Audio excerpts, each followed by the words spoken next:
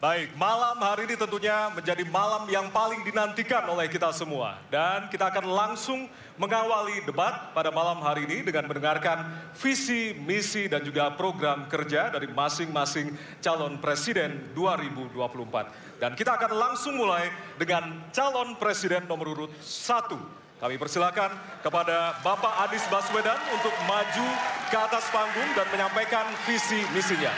Kami persilakan Pak Anies untuk segera menuju ke panggung utama. Pak Anies, waktu Bapak adalah 4 menit dimulai dari sekarang. Assalamualaikum warahmatullahi wabarakatuh.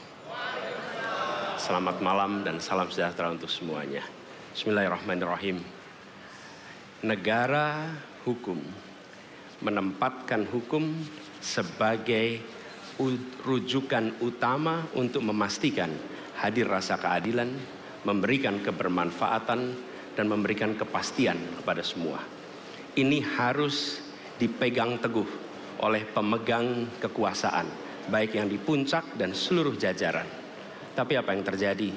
Banyak aturan ditekuk sesuai dengan kepentingan yang sedang memegang kekuasaan.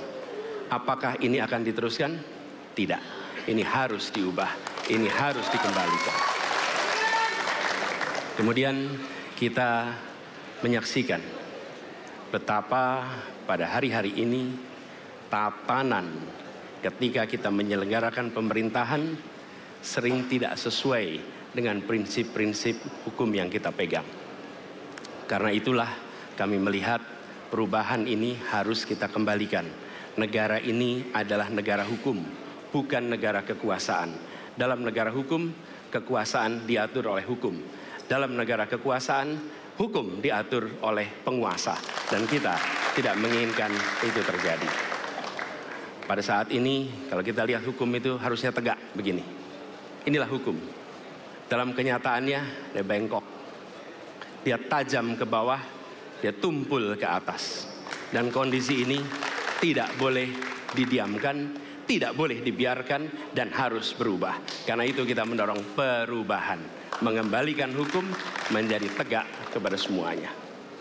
Dan bila kita saksikan hari ini ada satu orang milenial bisa menjadi calon wakil presiden.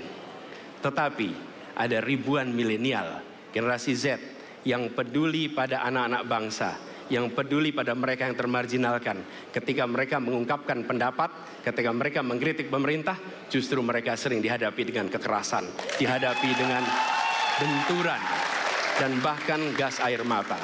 Apakah kondisi ini akan dibiarkan? Tidak, kita harus lakukan perubahan. Oleh karena itu, kami memperhatikan ini sebagai hal-hal yang mendasar. Yang tak kalah penting, ini kedua nih, yang tak kalah penting. Kita menyaksikan pada saat ini, ada peristiwa seperti peristiwa Ibu Mega. Ibu Mega Suryani Dewi, seorang ibu rumah tangga yang mengalami kekerasan rumah tangga, lapor pada negara, tidak diperhatikan, dan dia meninggal korban kekerasan. Apakah akan dibiarkan? Tidak, ini harus diubah.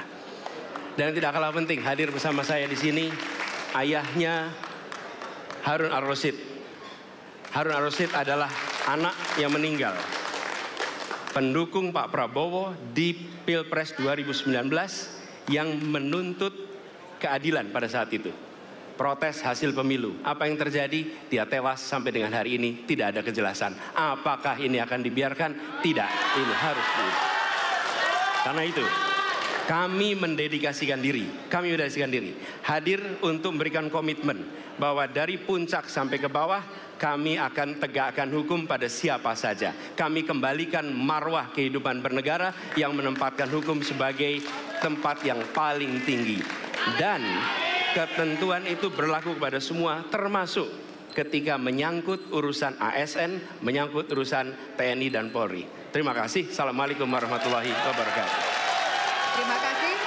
Bapak Anies, kami persilakan kembali ke tempat.